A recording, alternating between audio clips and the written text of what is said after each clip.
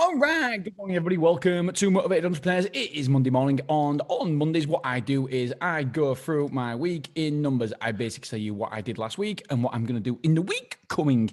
So last week, as I mentioned to you before, it was a little bit hit and miss week. I had a really, really good week. Very productive, made some big decisions and calls in the life. I can't really discuss too much of them right now. And the reason being is, well, I know certain people listen to this podcast and then I give away too much before anything is finalized. So I want to finalize it, I finalized it in my head, but I haven't finalized it in the powers that be, certain different pawns and positions and movements we need to do. And so I need to finalize it before I actually make it public, which is a bit of a shame, really. I should have, this podcast probably got a little bit bigger than I actually anticipated. It's not my own fault because I want it to be big. I want it to be bigger. I want people to listen to me. And therefore, when people are listening now, I've got to be a little bit careful on what I give away because I don't want to give too much away before it's actually done, signed, sealed, and delivered. Because if I give something away, then something could change and it could, hopefully you get my point. I'm rambling and, that's the position. So last week was really, really, really good in that sort of respect. Probably one of the best productive weeks I've had in terms of thinking, and massively underrated is thinking time, to be able to just percolate the decisions to come through in your mind. And yeah, I've had a great week, thinking week. However, just tell you a real quick story. So basically at the back of my house is a farmer's field, and I have next to my man cave, next to the office, I have a little alleyway that runs parallel. It's my alleyway, but I can't see over the fence from there. It's like a 6-foot fence, so I don't really see anything. So what I thought, I tell you what, I'll take the fence down. So I took the fence down. I didn't. I got someone to do it. And then I thought, right. So the farmer doesn't actually use another 4 foot of that field. So I've got like literally 10 foot there. So I can fake grass it. Spent about $1,000 on this. Fake grassed it, made it look brilliant. And I was like, oh my God, this is brilliant. Put a chair out there all the time. And it was in the sun all the time. So you get the sun day and night. I'm like, oh yeah, this is fantastic. This is my thinking spot. This is where I like to just come and think about decisions, listen to my podcast, listen to my books. Yes, this is perfect for me. Anyway, the farmer started plowing the field. And I was like, that's no problem, because obviously I've just fake grassed a bit of his land, but he's not using it anyway. I came home last week from the holiday. I think it was last Wednesday or Tuesday, and I could hear a tractor right outside my office. I'm like, what the hell's he doing? Why is he staying there? Anyway, I had a sneak peek, and I'm like, oh no. And he literally moved back all of my fake grass to where it. So he just like positioned it. He's took it all up, and he's moved it right back to where I'm allowed. And so now I've just got rows and rows of fake grass rolled over. I'm like, oh no. So that was my thinking area, all gone. And so I need to, so I think I've pissed off a farmer, which probably isn't good when I want to buy a bit of land off him as well to build a house. So yeah, anyway, that's my thinking time. That's my thinking area, I suppose. Okay, so this week, what I want to get done this week is I've got a lot to do, because this, as you know, is probably my first full week's work in 8 or 9 weeks, because the kids have been off, and obviously I spent we took them out week before school as well to go on holiday, week before school finished, and so I haven't had a full week to do stuff. But what I have learned from that time out is that I don't need to sweat the small stuff. The small jobs, I need to get off my plate. Other people can do them. I should only be thinking about the strategy of the business and where the business is going. I don't need to get down in the weeds. And I've realized for my business to function the way I need to function, it doesn't need me. It probably actually functions better without me in the weeds, second guessing decisions, asking why, what we're doing here, what's happening. I probably just get in the way.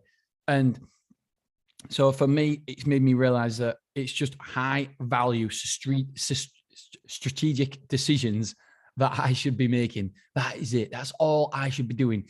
And as a business owner, I don't believe that we spend enough time on these high value tasks.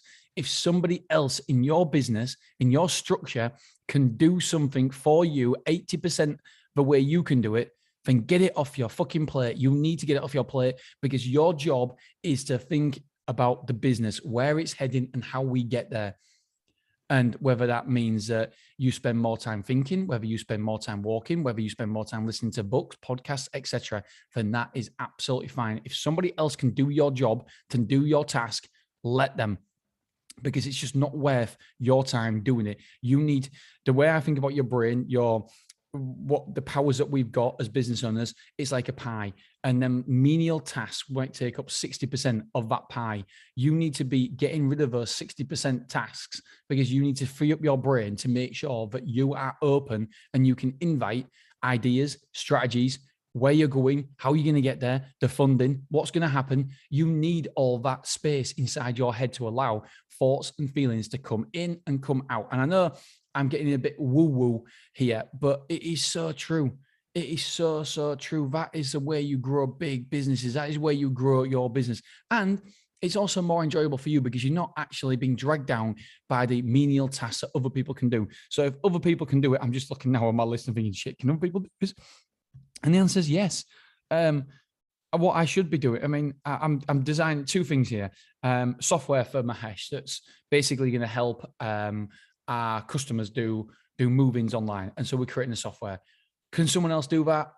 Not in my organization, but could somebody else do that? Could we have another member of staff do that? Possibly, but I'm just not there yet. I'm not at that size yet. So yeah, I'd like to be in another year where I just say, listen, this is the idea. We're going to do another website. We're going to have new content, right? Go and get it. Report back to me every single week. I want to see a report on it. But at the minute, I'm the person doing those high value tasks, which are high value, but somebody else could do them. So I spent a lot of time doing the website, doing the content for it. And maybe in a year's time, I will have somebody where I literally, maybe a chief officer, I don't know, so somebody who can literally do the software, like, right, okay, every single week, I want to see an update on the software, how we're doing, what we're going, what's happening, what's the update, you know how it wants to be, make it happen. And here's the budget.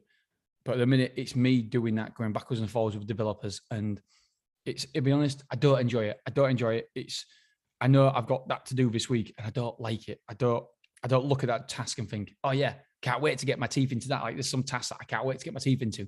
That, my friends, is not one of them. So I need to focus and try to get them sort of tasks off my plate. Okay, this week's jobs. It looks like a busy week for me, but I'm going to smash this week. I'm going to attack this week because it's the first week back and I really want to hit the ground running here. So software, Mahesh, as you know, I want to do that. I want to record 1 month's worth of podcasts just so I can get that off my plate and then it don't clog up any of my thinking time, any of my brain space. I want that. I want that full piece of my pie there gone. So podcasting is not in my pie, so I don't have to worry about it. Complete terms for microsite. So we've just put an offer for a microsite. Again, this is one of the things I can't say too much about because I know certain people listen and I haven't got I don't want to say pawns in place because pawns sounds derogatory. It's not pawns, it's not meaning that at all.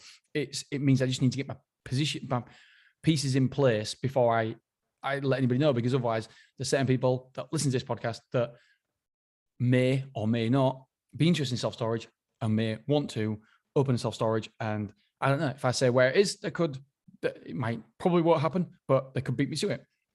So complete terms with microsite. Emails to go through. I've got to go through like 6 weeks of emails. There's a certain emails. I'm going to be more ruthless with who I reply to as well on my emails, because it just takes up so much time. And everybody from the Hacking Self-Storage podcast that gets in touch with me, I want to get in touch with them because I feel like it's important. However, for certain things, certain people that I don't need to reply. I just don't. It takes up too much time. And so I'm trying to create an oasis in my life where I don't get bogged down. So many people get bogged down that I listen to in my masterminds with emails. And I just love to shake them and just say, look, does it really matter about replying to that email? You've got to put, I can't think of another better word, but systems in place where we don't get bogged down in the general day-to-day running of stuff. It just takes too long. It takes too long and it doesn't have a return on time. And that is so important. If you're going to spend some time doing something, then it has to have a return for you in some way, shape or form. It doesn't have to be monetary, but it has to have a return in some way, shape or form. And a lot of emails are just pleasantries that I don't really need to reply to. And so I'm going to be more ruthless in that regard from now on. Although I have been pretty ruthless anyway, because I'm absolutely terrible at replying to emails, but it feels like a bit of a pressure to me that I haven't replied. I know that I haven't replied to 6 weeks or 7 weeks worth of emails. I've replied to the important ones, obviously the high value ones, but I haven't replied to 6 or 7 weeks of emails that I should have done. And it's putting a little bit of pressure on me. I feel even looking at that, then reply to emails, it makes me feel a little bit stressed, and I don't want any stress whatsoever in my life. Why? I don't want bad stress. I don't mind good stress about the company and where it's going and stuff, but you've got to be careful of what stress you allow into your life. And that for me is something that I can improve on and be more ruthless on that regard. Liam spreadsheet. So Liam's created this awesome spreadsheet for me. Well, I hope it's awesome. I haven't actually looked at it yet. And so basically we input the data and it tells me how much for potential new buys, acquisitions, or just new starting facilities. And I input the data. It tells me where we're short, where we're, and all stuff like that. It tells me the return investments and stuff. KPIs. I'm going to look forward to doing this. KPI details. Basically, there's a number of different levers in storage. I've been thinking about this because I've been speaking to a lot of people about self-storage, and a lot of people need a little bit of help with it. And I feel like I've got it dialed down. But if you ask me why we've got it dialed down, I don't actually know. So I spent a lot of time thinking about reasons and ways that I can improve, or when someone asks me how we do certain things, I can improve. I can say, right, okay, what are the most important? I started out by what are the most important KPIs? Because there's tons of KPIs that I measure, but what are the most important ones? And so I listed all the most important ones and I put them in order. But the most important one is obviously revenue, and then what affects the revenue, and we go down. And then what I do is I think of that KPI as a box, and if it's not doing so well, I open the box, and it's got sub KPIs. It's got sub levers that have to be working well in order for the main KPI to perform. So I look and say revenue, okay, this, that, and the other, that's not happening. So what we need to do is twist that dial. And then conversions, for example, I look at the conversions KPI and think, okay, why are the conversions not working as well? Is it price? Is it offer? Is it sales? Is it the technique? Is it the people on the right chairs answering the phone? Is it we're not asking what? And so I've got all these sub KPIs. And so what I want to do is I want to have this training booklet of anybody who asks questions about storage. I can say, right, here we go. Let's have a look at your numbers.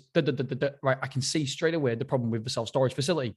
So it might be that your conversions are low, therefore that will affect your revenue eventually. Right, why is the reason your conversions are low? Right, let's have a look at these parameters. Are you hitting these parameters? Are you hitting the numbers? No? Okay, let's twist this one. Are your prices too high? Let's have a look.